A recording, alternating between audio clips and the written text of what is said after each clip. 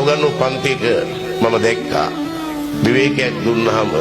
කෙහෙල් පොලේ ගිරාපු බත් පුලක් කන ශිෂ්‍යෙක් සහ ශිෂ්‍යාව කෙල්ල ගේනවා ඇති කොල්ල වගේ කියනවා ඇති මම මොකුත් කියන්න ගියේ නැහැ බත් මුල බෙදාගෙන කන්නේ බදාගෙන නෙවෙයි ගෑනුලා මම ඒ හතරක් කරන් විශ්වවිද්‍යාලයට ගියා කොල්ලා ගියාට නේ දවසක් මංගාව වෑන් එකක් නවත්තලා ටයි එකක් දාපු කොල්ලෙක් ඇවිල්ලා මයින් ආවා සර්ට මාව අඳුරන්න පුළුවන් බලපුවම බත් මුලේ ඉතුරු භාගෙ වෙයි කොල්ලා සෙල්ස් රෙප් කෙනෙක් ටෝපි වාගයක් දාගෙන විකුණන මං ඒව දැන් කොහොමද තමසගේ බත් මුල් ප්‍රේමි දැන් ගෙවල් දොරවල් ඒව දන්නවද කිල්ල කැම්පස් කියන්නේ තමසර බඳින දවසට අපිටත් කියනවා කියලා මාත් ඕනේ නැති කතා කියනවා කොල්ලගේ මූණ ඇදුණා සර් මං ඒක නැවැත්තුවා කිව්වා මගේ වෙයි නෑ සර් කියලා මට උදේ ඉගෙන ගන්න පුළුවන් මම මැට්ටයි